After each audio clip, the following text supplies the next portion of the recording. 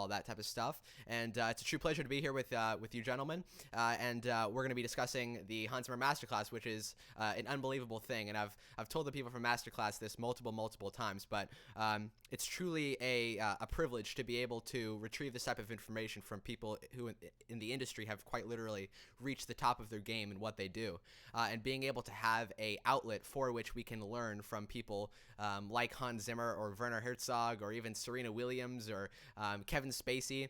It's truly an unbelievable thing. So to the guys at Masterclass who perhaps are watching this, thank you so much for helping us out and supplying us with this resource. And it is absolutely amazing. And again, everyone on Twitch and everyone on YouTube who might be watching this live or perhaps afterwards, welcome. And we look forward to having an awesome conversation. So what I really wanted to do first of all is to sort of ask you guys, what are sort of the first things that you guys really picked up on? Like, what are the things that really connected with you the most, and the things that you guys seem to be already translating to your guys' own workflow and stylistic approach to the world of composition? Who's up first? Alessandro, if you want to go up first, or anyone can really take the stage Sure. now. Yeah, I mean, if we're going to go in order. Sure, yeah. Well, firstly, with regards to you, aspiring composer is putting it lightly. So you're doing great. Thank you. Yeah. I really appreciate that. For me, I think the biggest thing is that, and this is what makes Hans Zimmer, is staying true to your own voice and having your own voice. And I think that Hans is one of the best people at that in the world, just period. And one of the biggest, the moment of epiphany for me in this masterclass so far, or like the first big one, was when he describes how he was approached by Disney to do Lion King, and he said, "No, that's not my thing." And they said, "No, we want you to do your thing." Mm-hmm. That was a moment for me. And I got this advice also from Jeremy Borum, who wrote Guerrilla Film Scoring. Great book for any composer. Yeah. If you don't have that book, I'm sure you get it.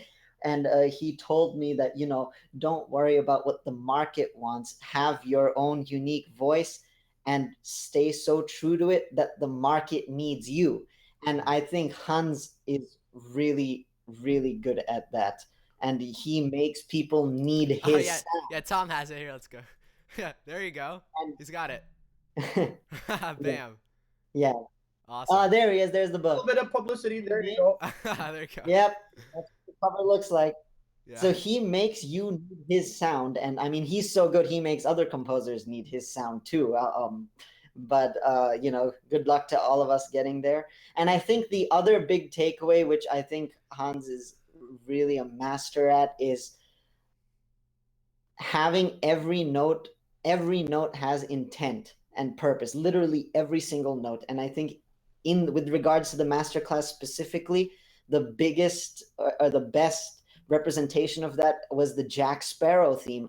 I didn't notice, because I saw it so long ago, and I noticed that, this theme's good for Jack Sparrow. But when he actually walked us through every melody note and every chord and said, this is where he's heroic, this is where he's naughty, and this is like the little sexy feel. Like, every single motion so accurately with the character. I mean, to the point where it no longer represents the character, but it literally is the character in musical form. Yeah.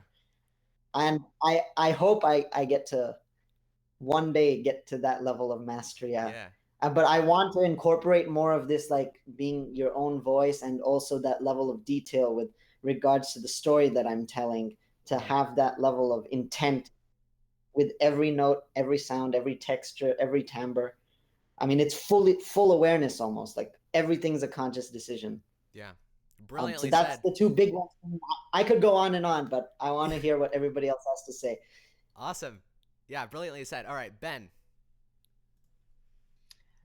So much gold, absolute everywhere in the masterclass. But if I had to choose one thing that I walked away thinking, holy moly, have to be his how he gets himself into a routine of getting down and playing something and recording something, and then coming back the next day and just taking on from where he left off without looking back and deleting stuff, going, what was I thinking yesterday? Just the ability to get down and write daily as a routine for me was something that I know I'm going to incorporate into my sort of Definitely. daily routine, and I already have, and it's instantly improved every aspect of writing. Yeah, yeah, definitely. Awesome. Okay, so Benjamin, Shirley. Hey guys, what Ben said was it's all about getting down to writing every day now, isn't it? 10 minutes, at least to get down and just write to get better. And what I've taken up through this master class, what I got out of it was it's not so much as the pre like the patch sounds through synths. I like the whole idea of starting out with just a sound, just a wave, and then crafting your synth.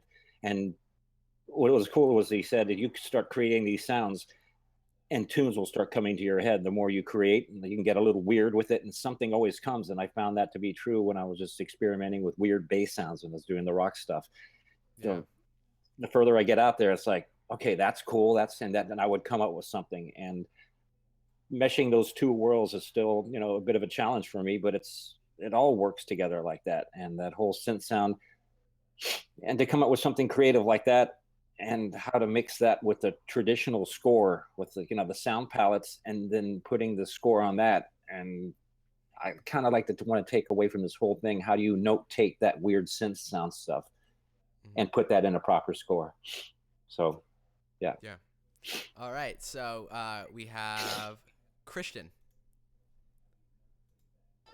Yeah, like Ben and Benjamin said, this diary idea was great. How he sitting there in front of a blank page and said, "I have no clue what the hell I should do right now," and then he starts writing and writing, and then at some point he suddenly had a little tune that could mean something, and then he developed it in hours and days, and I think that's the most interesting sort of his work. But the other point of view is how the psychology thing he is interpreted in this every movie. Like he reads between the notes, so he want to know why the director wants to make this movie, and like in a Jack Sparrow example, he said it like the tune is like Jack Sparrow think he is, and it's the mix between Jack Sparrow think he is and hence know how Jack Sparrow is. The psychological thing behind the music is, and I now try to think like Hans Zimmer. So what do I want to tell people with my music, or maybe be a little psychopathic with it, and that's great. Definitely. Alrighty, Paul. Yeah, definitely. Again, I'd say there's so much gold in there. Like musically, there's a lot of inspirational stuff to like look at, but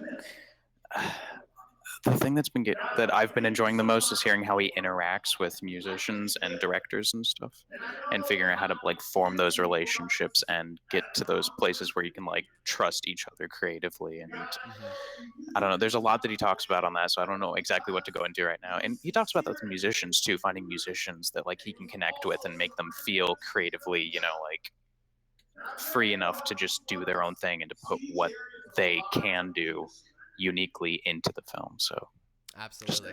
I've been enjoying all that. By the way, you have to show everyone on Twitch and YouTube where you are right now. Just go ahead and pan that camera around. Oh yeah, 1 second, because the band's coming on. I'll get them going and then I'll swing this around. Okay, sounds good. All right.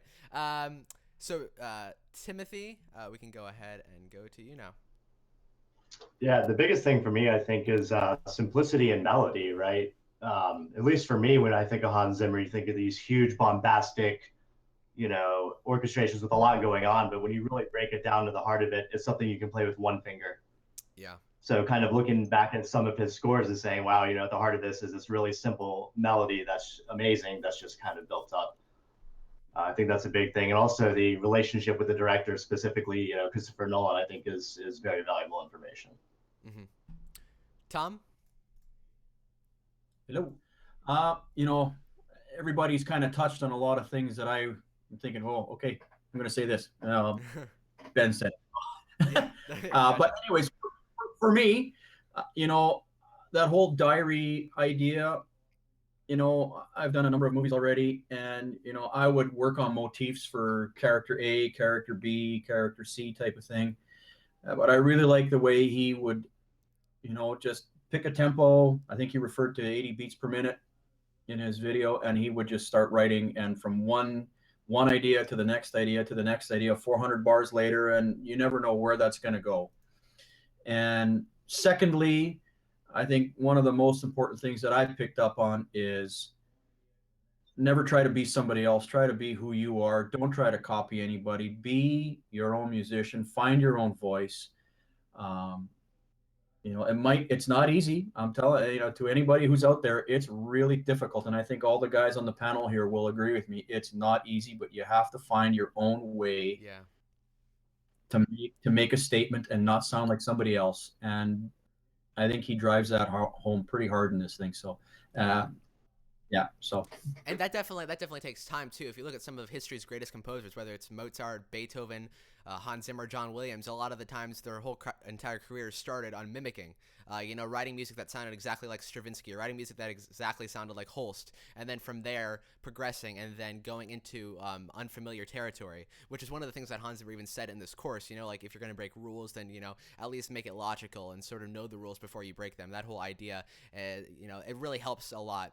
One of the things that I loved is the whole idea of sitting on your hands, because we always resort to muscle memory. The whole idea of evading our natural instincts via you know, using our brains to come up with the ideas, and then they're trying to use the piano to create it. In a sense of musicality versus just having it in our minds. And then also the thing that I really love is the whole idea of perspective. So maybe not having to like turn down the volume, but actually just switching around the mic positions and really just creating a different perspective. I think that that's a very, very important aspect. And it's also something that could be achieved with sampling as well, via the use of mic positions. You know, if you're writing for a scene and two characters are really close to the camera and they're communicating with each other, you might not want to have the mic positions on close. You might want to have them on far to sort of add that sense of perspective, and not necessarily having to use volume. But yeah. So yeah. Could I just add something to that, Ashton? You know, Absolutely, that's really interesting how you said that. But what I find for me, like, you know, of course, I sit down at my keyboard and I try to come up with ideas. And if I'm stuck, a lot of times what I'll do is, although I play piano, my real instrument is accordion. That's where I started to learn music. Awesome. So I will walk away from the piano and pick up my accordion and try to see what comes from that. Or I also play guitar a little bit. I'll try something on guitar. You know, don't try to force it out of the same instrument all the time. Go to something different, because something completely different might happen inspirationally from a different instrument. Absolutely agree. All right, so the first thing we're going to start out on is the thing that is presented at the beginning of the whole entire masterclass, which is the whole idea of thematic material and the use of themes. Obviously, in any specific story or any specific film, thematic material is very important. Some directors like it more. Some directors like you to be leaving the theater sort of humming the villain theme or humming the hero theme. Some don't like it at all because they feel as though it distracts from the story. But themes are a way for which we can really describe characters, describe their aspirations, describe locations, describe worlds using notes. And I think that on a human level, you know, we can really relate to things much more if they're simplistic. You know, Hans Zimmer has always said that I try to make things simpler because that's ultimately what reaches the heart. So if you look at any of his themes, whether it's, you know, Pirates of the Caribbean, Crimson Tide, you know, Inception, Interstellar, you know, these are all very, very simple themes, even just intervals, you know, like Interstellar. You know, and so today I just want to sort of touch on the idea of themes. And first thing I want to start out with is one thing that he talked about a little bit in the masterclass, and I want to see your guys' opinions on this, is the whole idea of specific keys have emotional sort of like, do each keys have emotional content that maybe other keys don't have? Because he says one of the activities is to sort of go through and to label each key with a specific emotion, like a specific emotional feel.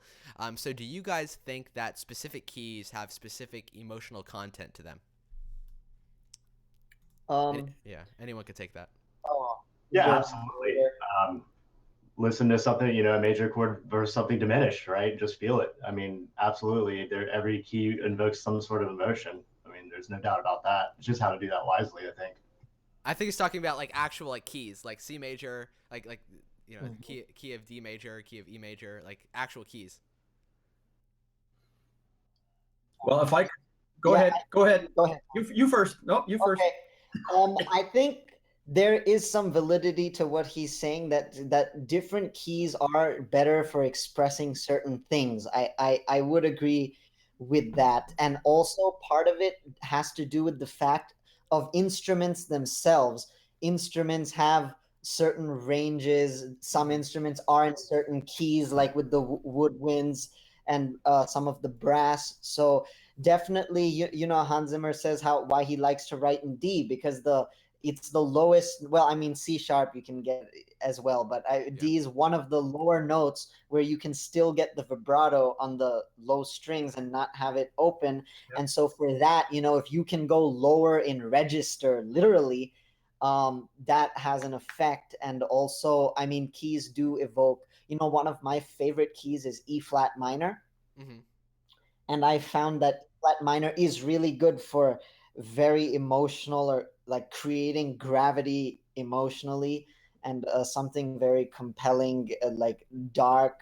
It's definitely good. And we all know, because of Star Wars, you know, B flat has this heroic thing. A lot of flat keys kind of give a more can give a more heroic feel. None of this is black and white. You And know? I I think mean, of course, you yeah. can make any key sound anyway. I think that one of the main reasons. But you get what I mean. One of the main reasons the flat keys, or the sharp keys, and harmonically speaking, really give off a much more emotional feeling is the fact that we're less used to hearing them, because other keys are simpler to write in. Not a lot of people do. And when, you know, people write in those, you know, flat keys, they feel unfamiliar, but at the same time, really, really nice and unique. And I think that it really adds to the whole feel. But definitely, like, having to do with the specific instruments, like, for example, like horns and brass instruments really enjoying, like, B flat, you know, like, that's a key that they really belong in. And, you know, it all really depends from, you know, each instrument's standpoint, you know, but yeah, like, for example, like the clarinet is split into like multiple different like sort of like ranges. And so if you're going to like write a piece and you want them to solo like in one specific range or like one octave, you usually want to write a key that sort of evades that, you know, that section right up here. But yeah, it all really depends like on the instrument. Yeah. And I don't think you can't separate them, because you have a scale or a key, but an instrument has to play the key, so it has to play it. So, you know, they can't be separated.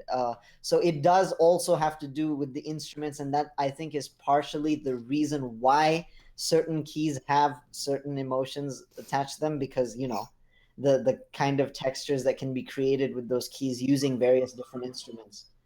Yeah. And I've never really thought about it like that maybe those like emotional places come from the constraints that like traditional classical instruments have. I'm interested in following that train of thought, like off of this, like. Well, that's super cool. If I could add, I find for me personally that because of my ethnic background, I have specific keys that I gravitate to all the time. And, you know, my ethnic background is Ukrainian. So growing up, my parents would always play Ukrainian folk music in the house. So I would D minor, G minor, A minor. These are all keys that I just automatically start playing, and I'm the most comfortable in. That being said, there are certain, I mean, if you really stop and think about it, there are certain, if you think ethnically, I mean, depending on what kind of movie you're doing, there are certain chords that work better within certain scales for different kinds of music, right? You know, you can go to a Persian scale, you can go to anything you want. You can create all these different, what's the word I'm looking, environments, tones, whatever you want to use. You know, so that for me, that's where I go with that kind of stuff. And I find, you know, if you're talking about harmonically, Ashton, I mean, I really like E flat. E flat to me just sounds so, it's got so much gusto to it. I don't know why. To me, it does. Yeah. Yeah. Another thing he touched on is like using Beethoven's Fifth as an example, because that really is only two notes played at, you know, the da da da da. It's like two notes, but it's played with so much intensity and so much power. And like the first notes in that whole symphony is that, and then it just sort of develops that throughout the whole entire symphony. And you might not, you know, hear it, but if you look at the score, you can actually see that the bass section throughout that whole first movement is like playing that exact same motif in the bass section. And so really using small motifs and using them in different ways, like for example, the 25th or the 40th Symphony from Mozart, the da da da da da da da da da da. That's used all the time, but you don't always notice it, but it's always there in the back of your head. And I think that's very important to have, like, simplicity, but being able to take that simplistic idea and being able to expand it and to being able to, like, grow it. And there's this whole list of different, like, development techniques that one can use to take one motif and grow it. But yeah, I think it's definitely important to have a key for which opens up the possibility to expand and to include it in many different areas. For example, like in Schindler's List, like there's a couple parts in the movie where it plays it on the French horn and on the bassoon, and it sort of switches around the instrumentation and plays it in different ways and gives like really different feels. And that's the same with a whole lot of like John Williams scores or Hans Zimmer scores. So he'll use the exact same thing using different instrumentation, perhaps different harmony, orchestration and everything to give off a different feel, and everything like that. Yeah, I want to say that like the less than like the key, whether it's G or it's E flat or not, kind of the relationship, like making a score and kind of having like a home key, and then the way that you move away from that can like give the most emotion more than like a specific key label itself, and like building those, like moving up to the fourths and I'm just saying stuff, but yeah, the way that you move in relation to like a home place, I think is probably most important, like in the subject of keys. Yeah, I agree with what Paul says. It's almost like when you play the same thing, but you go from one key, then when you play it in another key, it's like the emotion changes, and not necessarily because you heard the modulation. But I mean, if there were two separately independent cues, for example, and then the next one's in a different key, sometimes it can even feel different. Yeah. To the audience.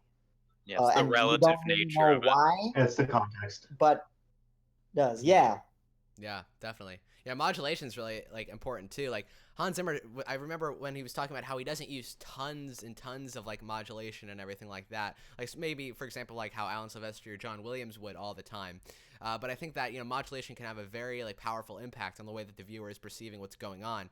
And depending on the type of modulation you're using, even if it's like a major second modulation, like if you're on C major and you just modulate to D major, like John Williams and Alan Silvestri do tons of times. I think that could be really powerful too. But I think that Hans Zimmer talked about sort of sticking to one key and to sort of expand from there. But okay, yeah. So let's go ahead and move on to chapter 3, which is story. And one of the quotes that I think was really, really powerful from this whole lesson is the fact that he said, I can tell that everything you need to know is in one word, and that's story. Story is really what we all center around as film composers. It's the number one thing we need to pay attention to. And I've always said that there's like mainly 2 extra bonuses. Like if you could, the first thing is to stick to the story. Second thing, perhaps create a piece of music for which can live on longer, than the release of the film. Because we see a lot of films that come out and the scores come out and then nobody remembers them, and it's just sort of like they wrote the music for the film and then you don't remember it. It's always a plus if you can write music that people will keep going back to, and when they listen to it, they can hear the film and they can hear the environments that the music really created during the film to add that other dimension. And apart from that, it's also innovating while at the same time pleasing the director and pleasing the studio, which is sometimes a hard thing to do. That Zimmer does a whole lot of times because of that trust that he has with his directors like Christopher Nolan and Ron Howard. Like they allow for him to expand and to open up and to try new things. But there really has to be that level of trust there in order for that to happen.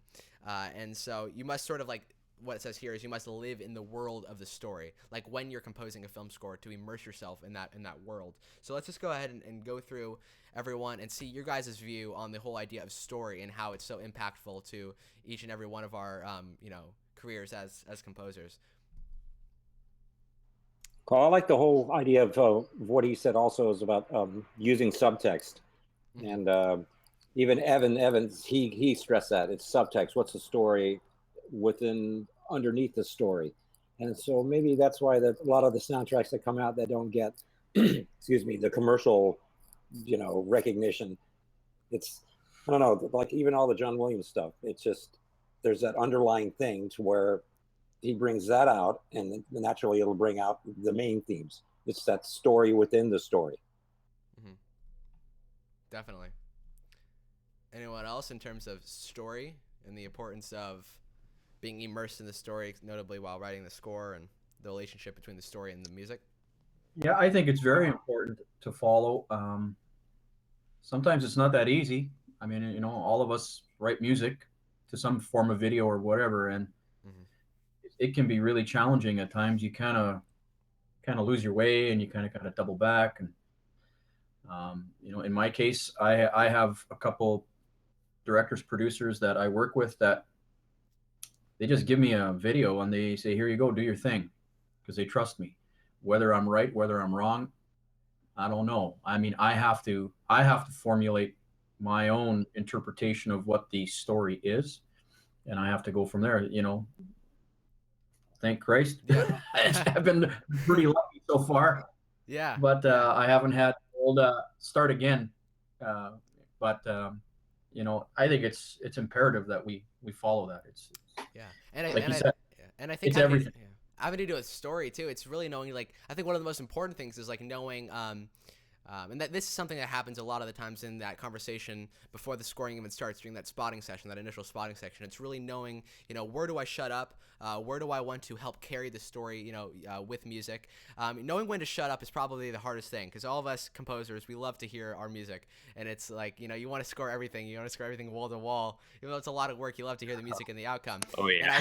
And I think knowing when to shut up is the hardest thing. Like, one of the things that I do like about some composers or some filmmakers who don't use composers at all is that they have the specific opportunity to be able to really, really choose when there's silence. Like Martin Scorsese, for example, like with Shutter Island, like that whole last scene, that dialogue scene, there could have been some creepy thriller music that I could see a lot of composers automatically trying to do, but that silence, that right there, speaks more than any gigantic orchestration or anything could speak. It's so incredibly powerful, those seconds of silence, and it really means much more to the story than if there were to be music there. So I think that having a really good form of communication with, between the composer and the filmmaker is very, very important in determining, the levels of intensity we want the score to be during the duration of the story. And that's one thing that, relationships like, Christopher Nolan and Hans Zimmer, and Ron Howard, Hans Zimmer, or, Steven Spielberg, and John Williams, like these types of relationships, like they've gained trust throughout the years, and they've gained this understanding and interpretation of others, like sort of reactions and emotions, to the point to where they can automatically notice what that other person is really perceiving and how that person is really identifying with that specific piece of music that that composer has written. And so that's one of the really important things having to do with that. Yeah, if I can bring it. Oh, yeah. No, go ahead. You can go first. Paul? I was just wondering if any of you guys have been in the situation where it's probably better to have silence and the director insists on music. This has happened to me twice, I think, so far, where it's like the drama was so good and the movie was so well shot that it could carry itself, and they want to pull you out of it with music. And I think one of the reasons for that is it's just like composers, where these people who've made the film have seen it so many times that when you see it with fresh eyes, you see how powerful it is. But because they haven't seen it with fresh eyes, they think it needs music. Yeah. They think, oh, it needs something because they've seen it so much, they've gotten tired of it, so that they want something different now. Hans was talking about that on the. Sorry, what were you Hans saying, was talking Paul? about that on the. Oh. Hans was talking about that on the Sherlock Holmes case study, that there was that scene where they're like running through the woods and it's super actiony, and they hated that scene. Like all of the like editors and stuff were totally over that, and they couldn't look at it. And then Hans did music for it and it reimagined it, and like it was a good thing in that case. But yeah, I can see that being like a bad thing when they don't like the scene, like they don't think the drama, they don't like the acting can carry it, and it's just like. Yeah, that wanting that music there to transform something that you're uncomfortable with, like it, and yeah, that putting too much music can happen on both sides, like a composer wanting to hear themselves and a director wanting you to flourish the scene.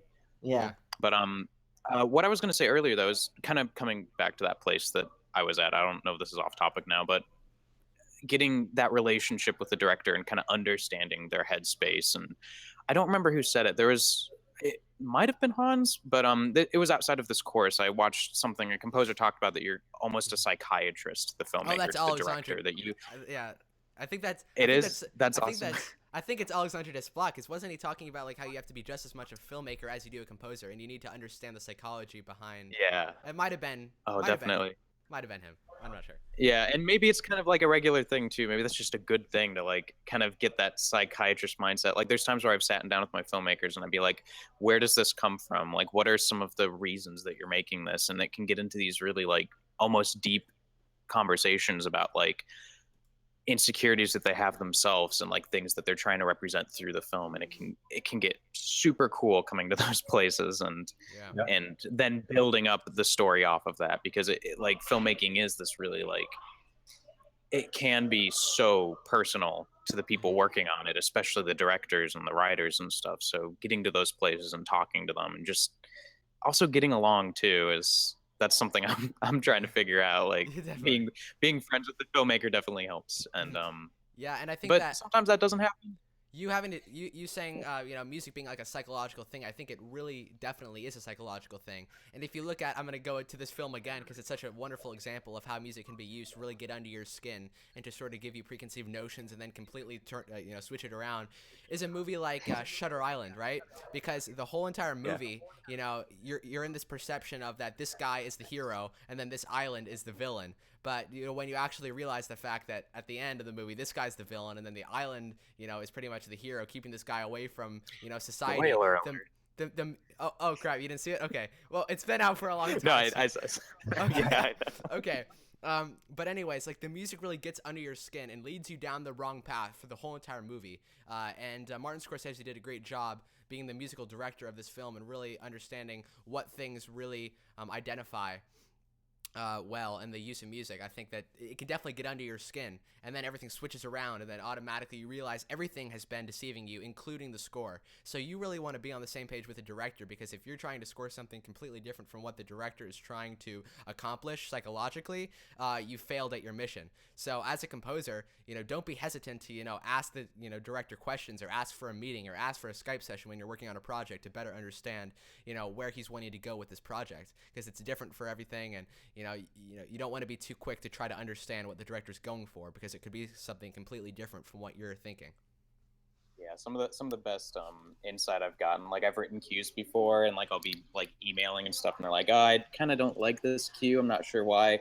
And the best comes out of like, okay, let's Skype call, and then we sit down for like a half an hour, and I just like kind of tenderly dig into like what it is that they have a problem with, like trying to abstract it, because they don't normally know music, so trying to abstract it into terms and like feelings and vibes that they like. And it's Skype calls are good. I've had some of my best epiphanies in those. Skype calls are great. I'd like to add on the end of that how you said a lot of directors aren't musical, so I tend to try and stay away from talking musical at all, and just ask them, tell me everything about your film and more. And like you said about the psychological thought process in the little sneaky little ads that they want to add into their film, pick up on all that. That's where the heart of the story is. And that I find that just helps me to stay on track so easily. If you just stick to the words they say as they describe their story, you're going to be writing in the flavor that they like. Absolutely. And also to add to that question that someone said earlier about when not to have music, and directors are like, no, we need music there. And you're like, no, this is brilliant. I've found that sometimes they're not listening to a sound mix that may not have started yet. So sometimes I'll actually do a little bit of, just balancing of dialogue, go record some ambience, fill it in a bit. That way they can come in, they can see the scene a little bit more polished. And all of a sudden they're like, you're right, we don't need music. It just wasn't quite finished and didn't quite get me the vibes that I needed to. Exactly. Yeah, another thing that's a good secondary skill to have is to be able to do a bit of sound design. Yeah, definitely. Another thing I want to touch on is mixing helps. Okay. I mean, Hans had this example in his I think it was in the masterclass. It was Christopher Nolan, like this hero tune he wrote for Batman, and Hans was just no, I'm not sure Batman is ready for this epic hero cue, because he's stuck in his trauma of his parents getting killed, and he's not ready for hero tune. Very true.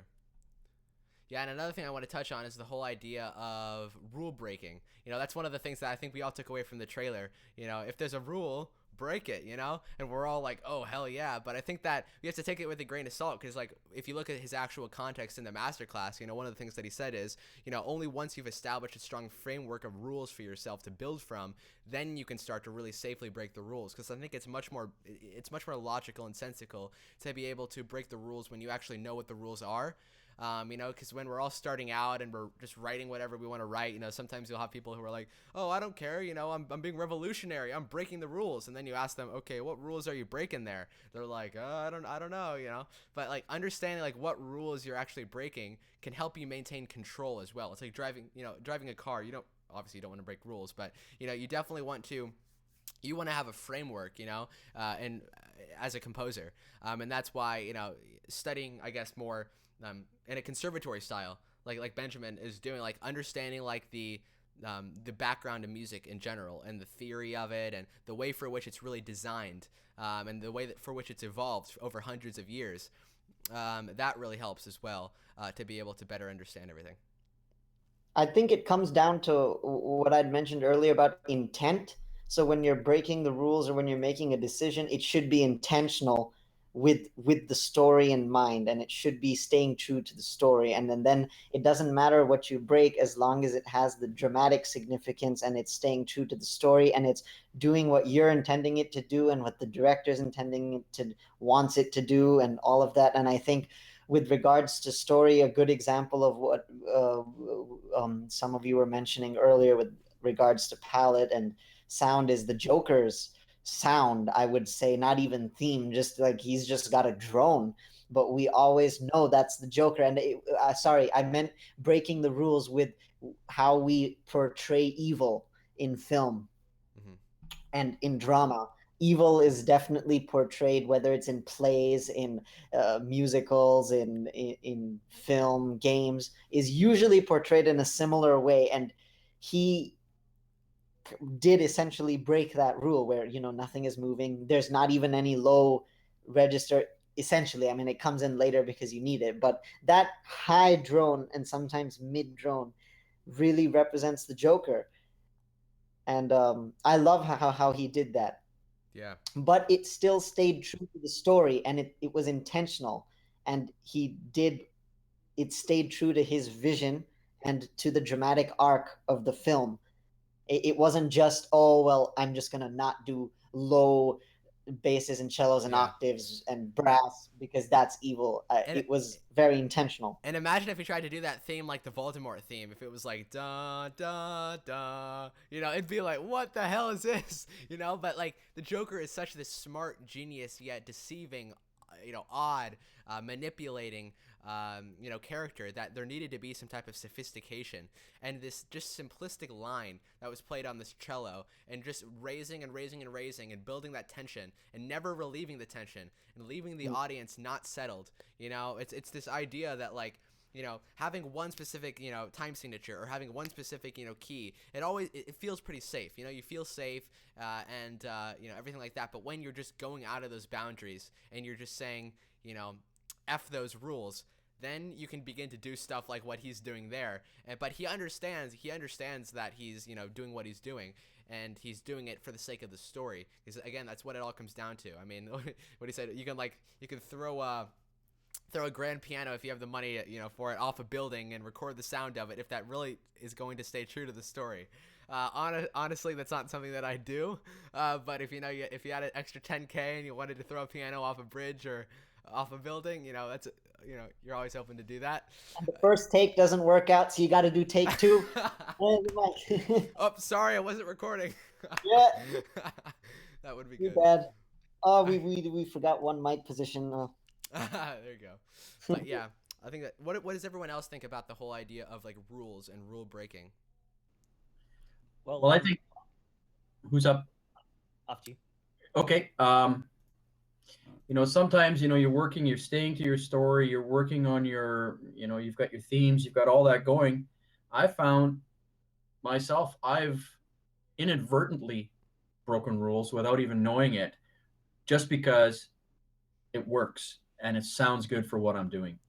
And if it sounds good and it works for the film or it works for the cue, if you want to be that specific, then you leave it. You know, and if parallel fifths work, you know, we're not supposed to do that. Oh no. But if it works, parallel fifths. but if it works, Don't get every started. time every time you do a parallel fifth, Bach kills a kitten. Remember? well, but sometimes it works, right? Oh, you have a Bach If shirt it on? works- Oh no. If it works for the cue, it works for the cue, right? That's awesome. I mean, That's great. Yeah, I do agree with Tom that there's the things that are wrong have weight to them because of how like wrong they can be, or how not necessarily like wrong, but like weird, I think might be a better word too, or just like unique. And when you do those things with purpose because it puts something to the film, like it's parallel fifths, the feeling that they maybe it's like, oh, that's wrong, but if that puts something to the film that's awesome and like elevates the scene for what it needs, like that, yeah, no, Yeah, and good I on know- that, Tom. Yeah, definitely. It's so true, actually, what you guys are saying. But for me, I'm always wanting to, keep in like control. I'm always wanting to say, oh, do I want a little bit more of this? Do I want this ingredient? I almost see it as like, you're a cook when you're a film composer. You have all these different spices and you have all these different ingredients that you want to do, and you want to prepare an awesome meal, and you want to make that meal specific to what you're trying to achieve. And so if you want this, if it's a little bit too sweet, you add some red pepper, but being able to realize what you want to add in and, take away and do all that type of stuff, I think is pretty important. And that's why I always personally want to maintain control. Because for me, that's maintaining, stability. Even when you want to create an unstable based music, for me, I've always wanted to maintain stability in the actual composition process of doing that. It's different for everyone, definitely. I've heard a lot of people, who have inadvertently like breaking rules, just like Tom is saying, and it sounded amazing and sounded awesome, and it was unpurposeful, and they weren't, they didn't know what rule they were breaking. But then, the composer that's always based on rules, for example, you have some of these very annoying music theorists who are out there who, if you post music on some page, they'll say, oh, did you just do this, blah, blah, blah, blah, blah, blah, blah, C sharp minor diminished, blah, blah, blah, blah. And you're like, oh, I just, but then like, maybe like a couple of years later, that composer gets accepted, to do this big Hollywood movie, and then the score comes out and they did the exact same thing on it, and everyone was loving it. It's the next big score, and then that music theorist is still sitting there in front of their desktop, and they're like, damn it, I was just following the rules. But sometimes the rules don't work, you know what I mean? But Well, it all also, really though, when we talk about stuff like synthesis, right? I fire up a machine in order to break rules. Otherwise, I'd be playing with presets all day, right? Yeah, So it depends on the context of what you're doing as well. definitely. That is I some find sick for gear. me, I think if you find out, look at some Beethoven scores, from Symphony 3 and Symphony 7, there are many fifths in there, my friends. Mhm. So, yeah, check that the rules are meant to be broken. Yeah. Did you do a lot of analysis for that? maybe the rule wasn't written before he. Right. He made the rules. No, No, I like Bach to use the made word those rules. guideline. Yeah, he didn't know he was making those rules, though. I think the word, because we've got a lot of viewers and there's probably people of all levels, and I think a better word than rules is guidelines. They're guidelines, and they're kind of labels that we put on things that we're familiar with, but there's nothing set in stone. So I don't even think the word rules, because some people, this is an actual thing, they get stuck. So I mean, there's no rules. It's guidelines, principles. Mhm. And those come from things that we're familiar with, or stuff like that we've heard Yeah. a lot, that we just choose to label. And they might not be a name for some weird chord that you just with some weird voicing, but it sounds good and it's there, and there's parallel fifths everywhere, and it doesn't matter. Yeah, hopping off of that, like I had a piano teacher when I was younger that really encouraged me to improvise, and kind of understood that I, at the time, and even still a little bit now, I didn't like studying theory. I didn't like classical. I didn't like all that stuff. But you play it and you learn it and stuff. But I really just went into improvisation, like playing things, seeing how they sound, listening to other music and imitating it.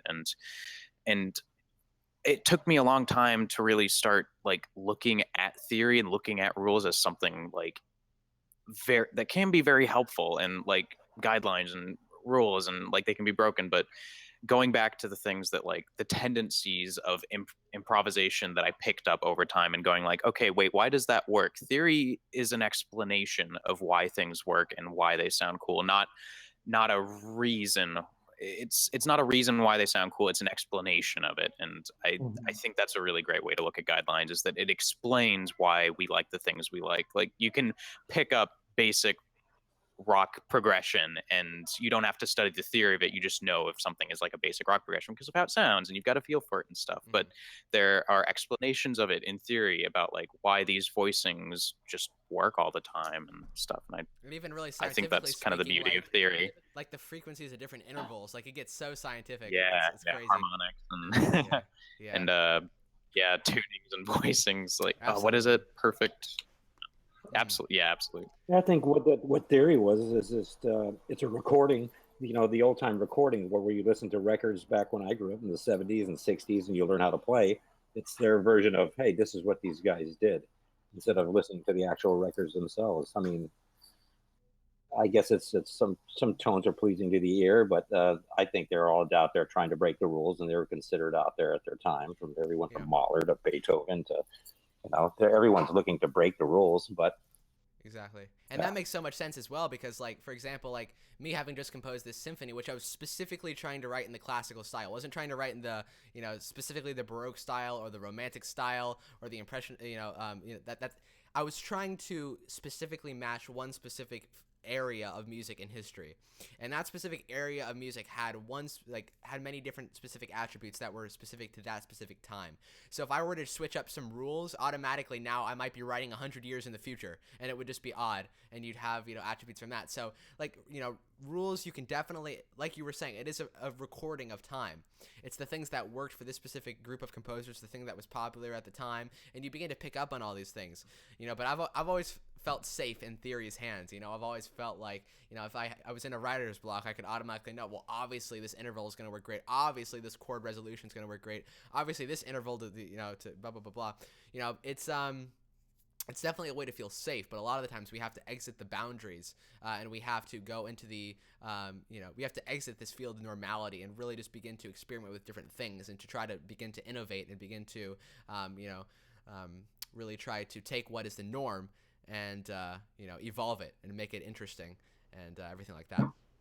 Well, I think like language, music is a language. Language evolves, right? So I think it makes sense that music evolves as well, and maybe even the rules around that. Absolutely.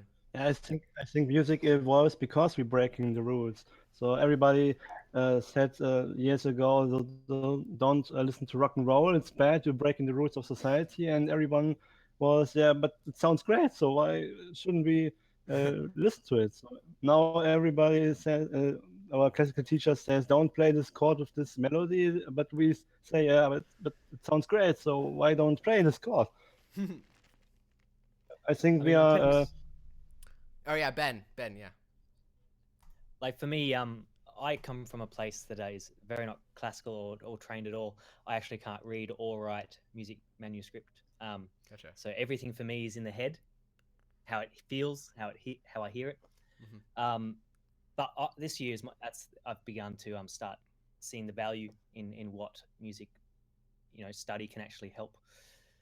Yeah. I always find that it's all in the feeling for me, and then the sound of things come next to create an atmosphere. But in terms of how things feel, I find that resonates with more people most of the time. But yeah, obviously having all this knowledge to come back to when you're trying to rework stuff, you might not have too many ideas. Theory is going to really help you. Yeah. Hey guys, don't you feel that we lose a lot of that stuff in the feel sense when we're crammed full of theory and knowledge and all that stuff, which is fantastic. But in the course of that, I find that some of the stuff out there it's too constricted like that.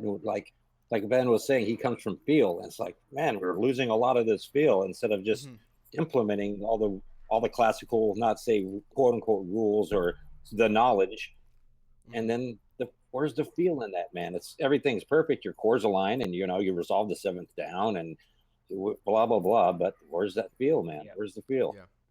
Yeah. I think you have to learn to know when to turn that on and when to turn that off. and that's incredibly difficult to know how to do that. I don't know the answer. I'm not going to try and explain it. I just know for me, when I'm working on a piece, a lot of times I will get the piano out, I'll watch the video. A lot of times I'll turn the metronome off and I will just write music to the video. Just a simple piano part, no click track, no nothing, and see how that turns out. Because, it's all about feel, like Ben was saying. But, and then once you have a good melody, then you can start thinking about your rules and your harmony and your, and your training to come in to help you embellish that to make it better. Absolutely. Do you want to start with the click and feel kind of locked into a certain feel, or do you want to let your imagination and creativity kind of drive that? Is the question. So, like you say, Tom, I never start with a click. Ah, interesting. Timothy, you never start with a click? I almost never. never. Beautiful. Yeah, Get rid of Ben. the click, Ben. no I feel like I'm locked in. I'm writing at 80 BPM and I'm writing these lines that flow. You gotta get at that. speed. You gotta get that. Okay, Ben, you gotta get the mic closer to you because you gotta be able to yell at these people. Yeah. Whoa. I'll just give it a tweak there. Is that better? Oh, yeah, that's amazing. Way better. Good. I'm just kidding. He was just trying to talk. No click. I find whenever you put the click on, instantly the vibe for me completely disappears. My first sketch has to be off click, just how I feel it, and then from there I'll map my feeling. I'll map what I played, and then I'll write the rest from there. Obviously, if I'm doing anything too percussive, it has to be a bit to the click. But yeah, definitely when I want to make people feel stuff, off click. I may add one at some point, but I never start with one. Yeah. I mean, there's a point in time, like I said, sometimes you have to. I mean, if you have to hit points, and musically you have to, you have to hit drops, you have to hit accents, you have to have a click. I've been at this a long time, so I've learned how to play with a click on, but still play in my own feel. Mm-hmm. So the click can be a reference. I might turn the click down, but I'm still playing in my own, within my own vibe. I hear the click, so I know where the hit points are and things like that. So you kind of have to learn how to you have to learn how to work with it, and you have to learn how to work without it. Let's go ahead and talk a little bit about sound palettes, and just talk a little bit about like the composer's role in helping to create the world of the film. And so first thing I want to talk about is the study of light and the study of cinematography to help the composer being guided through the project and the director's mind of the world that's trying to be created. So Hans Zimmer recommended that people read the book Writing with Light to help better understand how to use music to work with things like cinematography to help create the world. What do you think? What do you guys think is the importance in knowing how music really just helps to shape, along with other things such as the cinematography and lighting, helps to shape the overall world of the film, because sound palettes are so incredibly important in just soundscapes, all that type of stuff, to create the world of the film via music, because music is really just another way to help describe specific events or places or characters, etc. It's very, very important. The reason I jumped in on that was because the feature film that I did last year, it's called Heart of Clay, and it's a bit of an art film, and it has a specific kind of feel to it in terms of lighting and in terms of just the environments that they use, that they had access to, that they chose to use, do have a certain kind of vibe to them.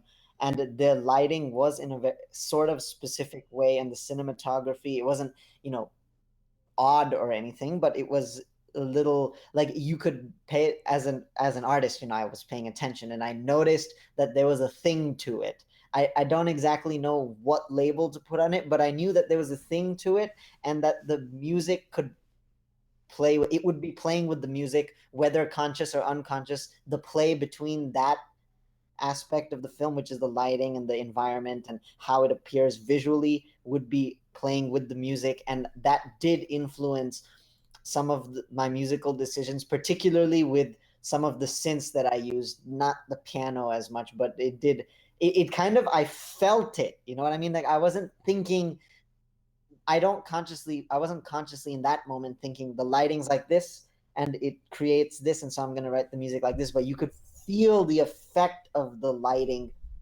on you, and I could feel it affecting my musical decisions. Yeah. Yeah, and Without a doubt.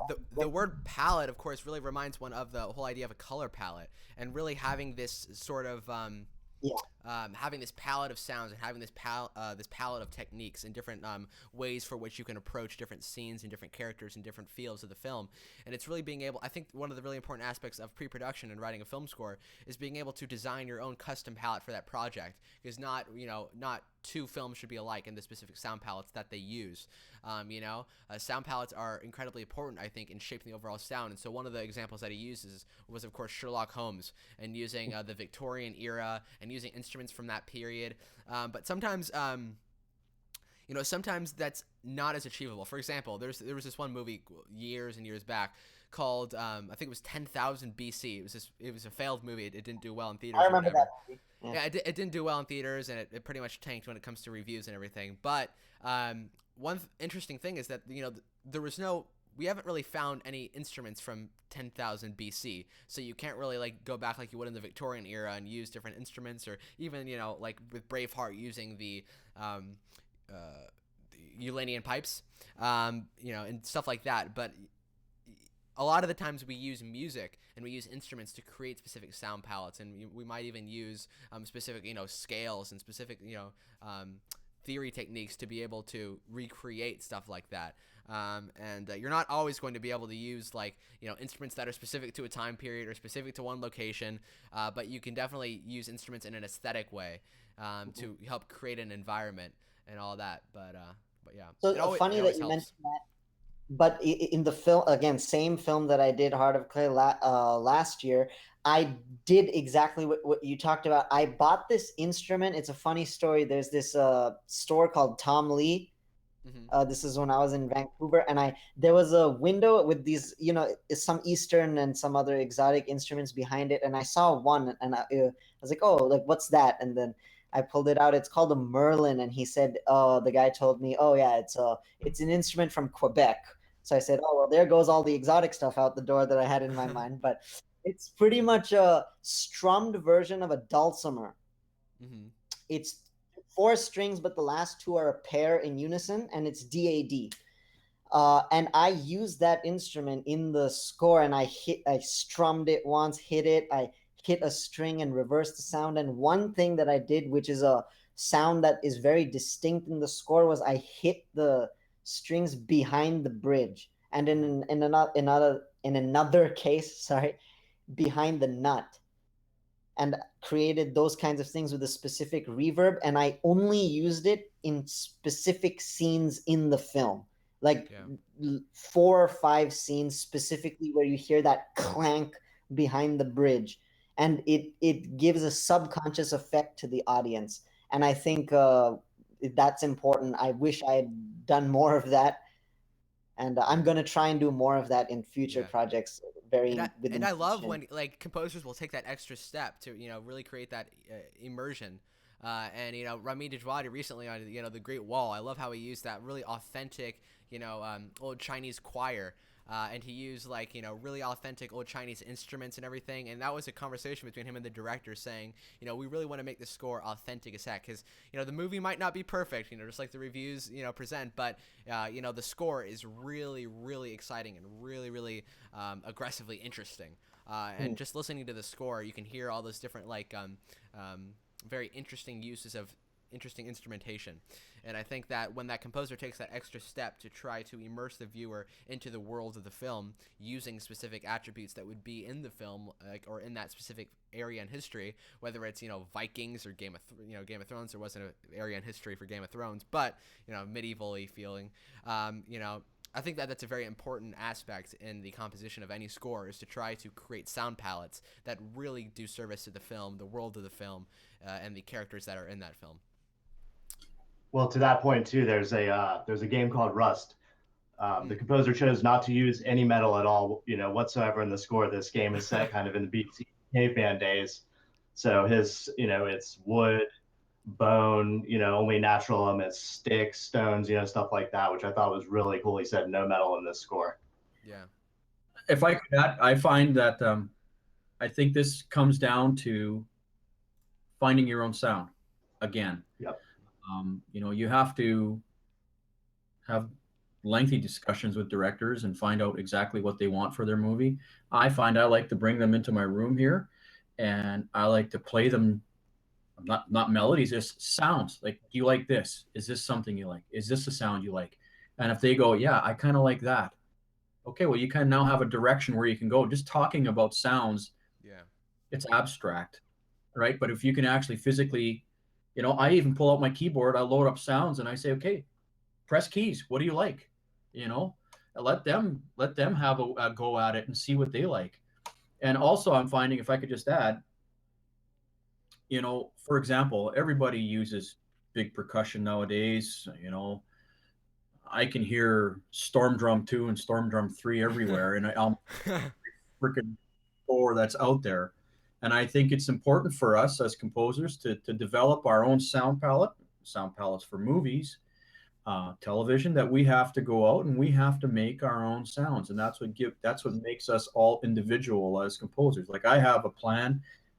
Sometime early this summer, not far from my place, because I'm in Canada, there's a hockey rink that won't have ice in it, and I'm going to get a couple of my buddies, and we're going to go out and we're going to get some big trash cans and dumpsters and stuff, and we're going to make all our own percussion. Awesome. That's going to be all our own. That's going to have all our own stamp on it. And I'll be able to implement that into future compositions that will create my own sound palette, and a sound palette specifically for somebody's movie. I definitely wish I had my Yeah, own Hans was talking about that. I think it's important. I mean, again, if everybody's using the same, I mean, there's only so many sound libraries out there, right? Mm-hmm. I'm not sure if you guys. Sorry, so many good ones. Yeah. You know, but you know what? If you know, I'm sure you all guys, like I said, can hear different libraries and different people's music right away. Even in films, I can hear sounds and go, oh, I know what that is. Yeah. You know, like that's Damage. You know, Symphonia. Damage sticks out like those rim hits in the Armageddon patch. definitely. I hear those and I'm like, yeah. See, yeah, I always yeah. I always try to, like, you know, combine different libraries that work well together in order to create like a more interesting sound that a lot of people won't be able. I mean, because when you combine things, it's much more difficult for people to identify what libraries you're using. Like, I love to I've always seen, like, you know, for example, soaring strings as sort of like, if it was Tina Guo's cello put into a big ensemble, that's like soaring strings. Like, it's very expressive and very emotional. So I use that for, like, you know, the main melodic line, and then you use cinematic studio strings to add that warm bed behind it, and then you just, you know, you get this really gigantic big patty sound with something like the Majestic Ensemble, or, you know, maybe the low basses from Metropolis Arc 1, and you combine all that together to create one specific sound, and then not as many people are going to be like, oh, that sounds like this. But when you're using synth presets and stuff, you know, or if you're using, you know, specific sounds that are very easily obtainable in sample libraries or something, like some, you know, especially presets, it's very easy to tell that person didn't take that extra step to try to be original, you know, which sometimes isn't you know, a bad thing. A lot of times people are just trying to get to the deadlines and they're using presets, you know what I mean? It's a very normal thing. All of us do it. I do it still, you know. Presets are presets. And the reason why I want to argue that's really not a bad thing. Yeah. No, it's not a bad thing at all. And the reason why they're presets and that people use them is because they sound good. And so, you know, that's why you do it. Yeah. I'd also like to add, though, too, a nice way of creating, making your library sound a little more unique, is even just getting a single player of that section, like a real player in. And even in your own room, just like a couple of tracks through, blend it in just a little bit of distortion if you want to quirk it up a bit, and all of a sudden you've just turned your library into something else. And every player you get will make your library all of a sudden feel totally different. It's amazing how one real string layer or one horn blended with your libraries can just make all the difference. Yeah, absolutely. I agree with Ben. It's wonderful. Mm-hmm. It's great. All right. So I've heard people say it makes the rest of the orchestration not quite as big or good, but I find that it adds a, this really cool human element that you're not going to be able to get with just sample libraries. So It's all the feels. It just brings the feels. Yeah. Okay, so one question for all of you. Which musicians would you like to add to your sample library? Musicians or samples? Like which musician would you like to sample to have as a sample library in the world? Oh boy. Uh, Cellist, for a cello player, Rowan. She's a cellist out of Los Angeles, and she plays her butt off. And it's all about the feels, and she's perfect. She's awesome. If you don't know her, Rowan. She's Facebook her. She's awesome. Awesome. Anyone else? There's a woodwind player. He played years ago for Yanni. He's a South American fellow. Can't remember his name. He's just amazing. He plays every single flute and reed instrument you could imagine, and he's absolutely phenomenal at it. I can't remember his name. Maybe I'll post it later, but it's phenomenal. Awesome. Ted Yoder for the dulcimer. I Sweet. think, yeah, if you look him up, he's ridiculous. That would be the best sample library ever. Awesome. Okay. For me, for the guitars, it would be Tobias Sammet of the band Avantasia. He's just mad. Or for the vocals, as a singer, he's great. And maybe for the drums, I would say Travis Barker. Maybe some of you guys would hate me right now saying Travis Barker is not that great on the drums, but I love him. Paul? I'm I'm a little less educated on good instrumentate. I don't know. There's some very cool people like without like big names for themselves that I've been meeting at like CalArts, because there's a music department there and there's a lot of experimental and like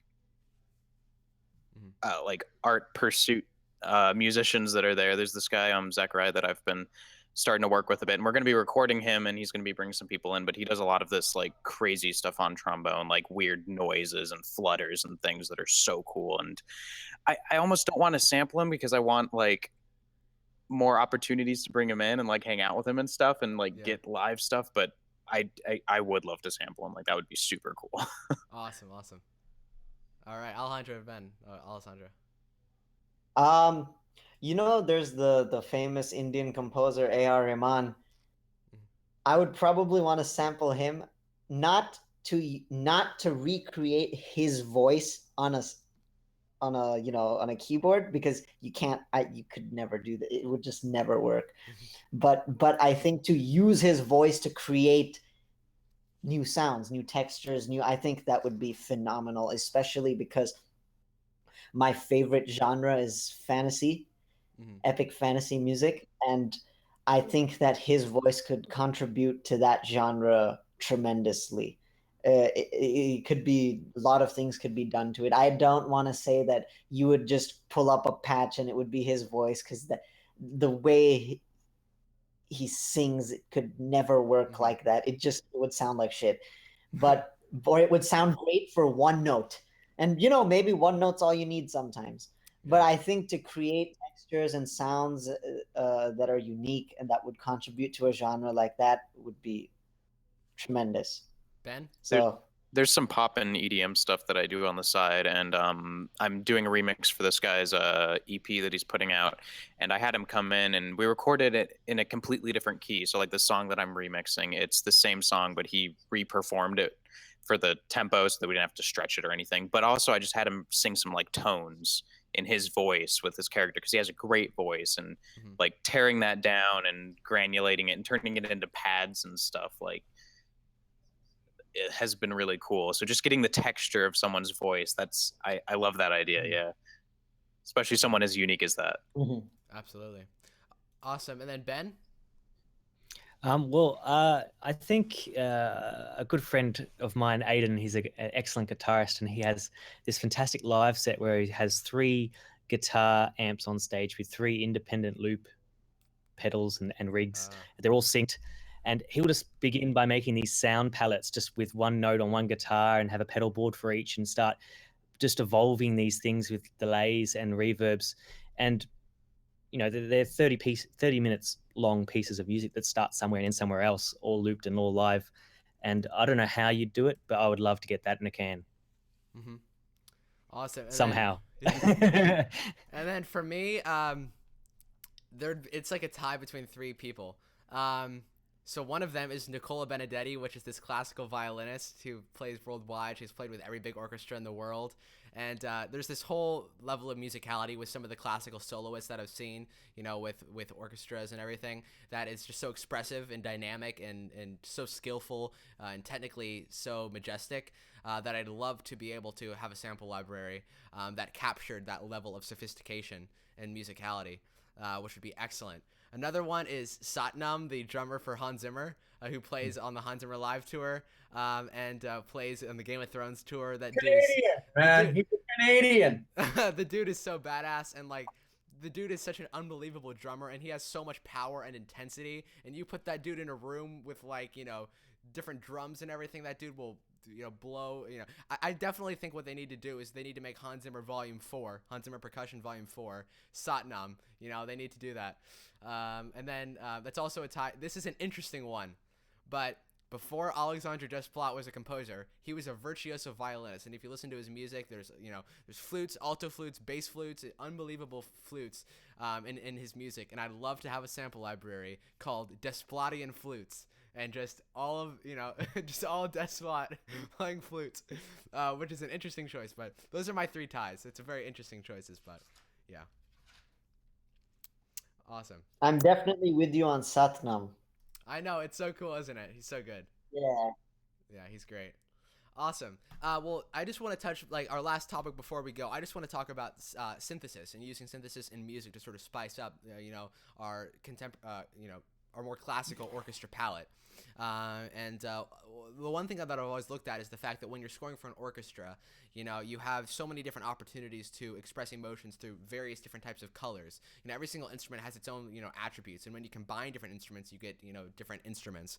If you combine a flute with a violin, you have something completely different. Or if you combine a clarinet with a, bassoon, you get something completely different. And you've just created a new instrument just using two instruments and everything like that. And, adding synthesis to an all-orchestral score really helps to add something else, like this other dimension of music. And I think that a lot of, film scores in the modern day, almost all of them have really gone to being, a hybrid mix between, synthesis and orchestral. And I think that it really helps and really adds a whole other dimension. While you still have, some composers like Silvestri, and you have composers like Williams who won't even resort to that type of stuff and will sort of just stick to, the more classical orchestra. But it's definitely, Zimmer has been probably one of the most well-known people to introduce synthesis into contemporary orchestral scoring, notably with scores like The Dark Knight and Interstellar. He really pushed the boundaries in terms of what could be achieved via synthesis and how it could be included in scores. And I think that, no matter how much you love Hans Zimmer or how much you dislike the guy, one thing that you will definitely agree on is that he knows how to find the right sounds for absolutely anything, right? And I think that his collaboration with, talented people in the field of sound is very, very important. And his talent and skill in the world of sound is also very important in his composition process. The way that he works with people like Howard Scarr and people like that to be able to shape the sounds of scores is very, very important. And I think that he's probably one of the most well-known people to, of course, you guys have seen his walls of synths, and I can't wait to see it in person. I'll probably fall to the ground and cry, and, they'll have to bring me out on an ambulance because I just saw his wall of Moogs. But that'll be interesting. But yeah, he's definitely one of the guys that have really introduced that. So what are you guys' views on synthesis, and what's your guys' experience using synthesis in orchestral scoring and sort of combining all those things? Well, I'll start there, I guess. Awesome. A lot of people associate Zimmer with kind of the newer, more modern, add in some drones, get this big orchestral hybrid thing going. But this has really been going on since, look at the Clockwork Orange with Wendy Carlos. Synthesis, theremin. This has been going on for a long time. I think it's one of those things that's kind of film scoring. I don't want to say moves away from classical, traditional based orchestration, but I think it's just kind of evolving towards adding more sub bass and things that you just can't get from a traditional orchestra. I think it's amazing. I think it's a whole different palette. Not every dialogue scene is great for a violin pad, right? You got to have something maybe different there. That's my opinion on it. What do you guys think? I think that's a natural progression where it's either it's where it's going or it's gone already. It's yeah, that's I like the natural progression. I've got an adjunct professor at my school who's doing that. I'm waiting for him to cross over into the film genre, Mason Bates, and he's having stuff being performed by the San Francisco Symphony, traditional orchestration, and he's a DJ in that also. So he's combining this whole. Yeah, it's out there. It's over, and it's just a natural progression, man. It's just creating your own sound, like Zimmer did in his, lesson number 8 and 7. It's just creating that synth sound that's totally your own, and then how to mix that in there. Yeah, definitely. I think, like it or not, as composers, we have to know how to use these tools, because we either get on the bus or we don't get on the bus, and I think the bus has synths in it, and we better get on the bus. I want to be there. Yeah, but it's like I said, like it or not, we have to learn how to use these things, and we have to learn how to implement them into an orchestral sound. However that works for the movie you're working on is completely up to you as the composer, and working with the director, how to implement that as per his wishes within the context of the music that you're working on. Very true. It's more and more, everything I do, more and more, it's got both. It's got strings, woodwinds, brass, synths. It's got it all. Yeah, definitely. So that's just the way our industry is going.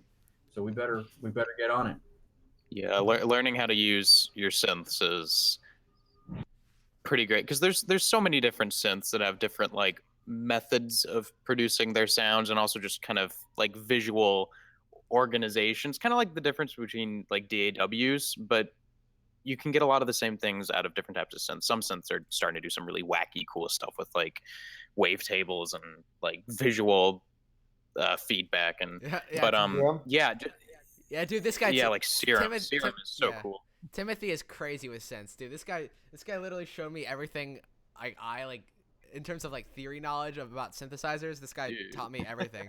And like when I bought my Moog Mother 32s over here, he helped me get all this set up. So props to this guy. Timothy Williams is your synth guy. Don't hire me for a synth score. Hire this guy. So here's a question. Just delete your presets and be creative. Delete your presets. That's the best advice I can give. So here's a question for everybody. Soft synths or hardware synths? It's a hard question. Here we go. I'm not an analog purist. As you can see, I got a Moog right next to this little guy. If it sounds good, I'll use it, man. It doesn't matter to me. Yeah, I think there's a place for it. It's like, are you going to use parallel fifths? Are you going to ever play power chord on a rock guitar? Right? Yeah. It depends. Ben, you said there's a place for both. Yeah, there's a place for both for sure. I mean, for me, a new asset to my studio is the Prophet 6. I've had it for a couple of weeks. Dude. I've got lots of soft synths, which is excellent. What was that, sorry? Congratulations. It's beautiful. New Thanks, man. It is beautiful. And I didn't really understand why everyone was buying hardware synths when, you can get some very fantastic sounds in the box. Yeah. And then I got this home, and 2 days in, and I realized that having a synth that is tactile, that when you don't want to look at a screen at a blank page, and you can just turn over here and just start tweaking, and all of a sudden 3 hours later you're in a place that you're like, how did I get here? This is cool, and this sounds great. And that is a beautiful synth. You start writing in a different way, and you come up with ideas you would never have come up with in the box. It's just a different way of building. Yeah, the interface is just as important as like the sound quality in changing how things come out. Absolutely. I mean, can I listen to a mix and go, hey, that's an analog synth and that's a digital synth? No. I mean, assuming the mix is okay, you're never going to know, right? So yeah, what drives your creativity to get to that point? It's for yourself. Yeah. It's for you. It's for you. Right. Mm-hmm. Yeah, and definitely. I think As far as yeah, sorry. No, go ahead. Oh, no, you can finish what you're saying.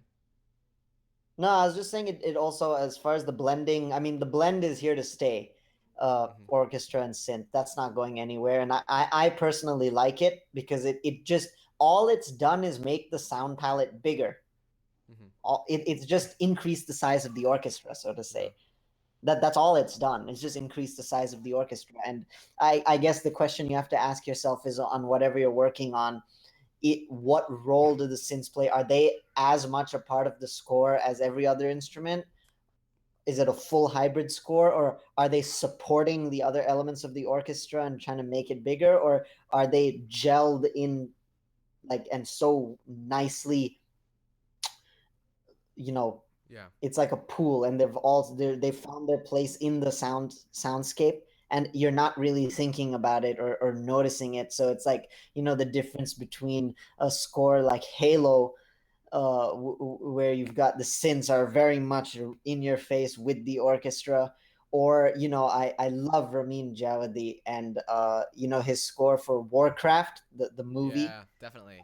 Which is based on the game, was phenomenal score. But in that case, the synths gel very well with the orchestra, and the synths themselves aren't really in your face. You're not really noticing them. They sound more like a part of the world, like the string pads, and you'll have the synth pad with it, and it sounds just it's not like, those hard, low synth brass hits that you have in epic action music and stuff. So it's also, context, how the role that the synths play in your score. Yeah, absolutely. Is important to take into consideration. And there's something about having, it's almost like I can hear myself. Somebody's like, okay. Oh, there's an echo. I think it's on. Yeah. But anyway, it's like, I don't hear. It's like holding a book, it's so much different from holding like a Kindle, you know what I mean? It's having like something real that's in front of you and being able to put your hands on it. That's the thing about a hardware synth. There's nothing that's compared to it. You know what I mean? It's like there's nothing that's compared to seeing a movie in your living room versus seeing it in a movie theater. It's just completely different, and it's a different experience, you know what I mean? But I think that as the world evolves and as, film evolves, also, music, and film will evolve.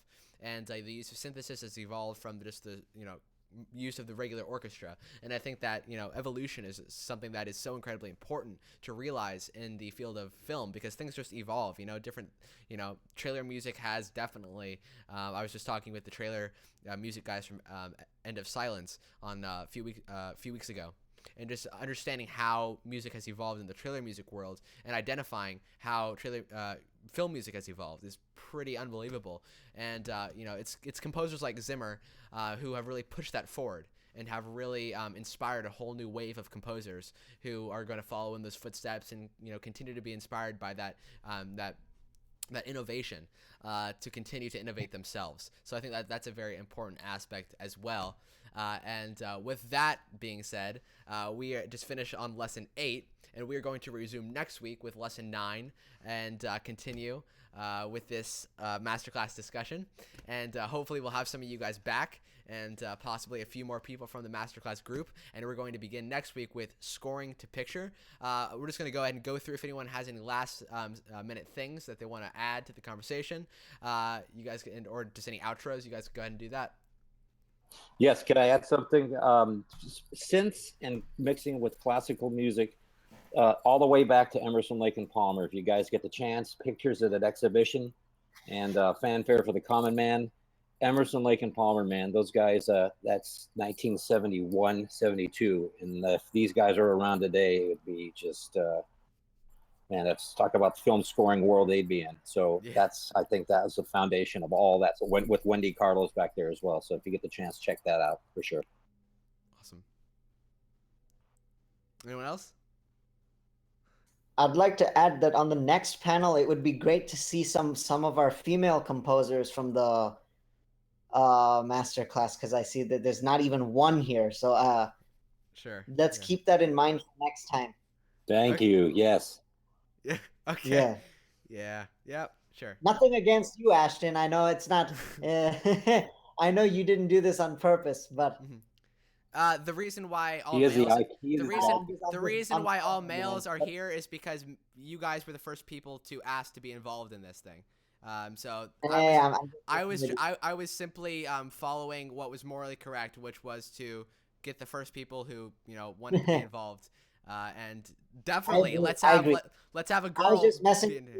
But for our viewers, some female composers, join us next Yeah, time. absolutely. Please reach out to We us. got If more- you have anyone in mind, let us know. We're open to have people on the panel. That's never a problem. We Definitely. need volunteers. So. Yeah, and we'll definitely have some of you guys back if you guys are interested in joining us. But anyways, I had a fantastic time talking to all of you brilliant people and getting your guys' insights and getting your guys' approach to what you guys have sort of learned from this masterclass thus far. Scoring to picture is going to be a big topic that we're going to start on next week, hopefully with some new people to add to the panel. And I look forward to seeing you guys again. And I look forward to also spending more time with you guys on the Hans Zimmer Masterclass Academy Facebook page. To all of you guys who are watching on YouTube and Twitch, thank you guys so much for watching. You guys can join the Hans Zimmer Masterclass Academy on Facebook. We have been growing quite rapidly, actually. And it's awesome that so many people are enjoying the environment and the atmosphere. And I'm so incredibly grateful that people are liking it, and hope to see you guys there. Don't forget to start a conversation, start a discussion thread, so we can all sort of express our different ideas and point of views and everything like that. That's how we continue to move forward. And again, thank you guys for joining me today, and I look forward to seeing you guys again. All right. Thank you, guys. Alrighty. Thanks. See ya. Bye.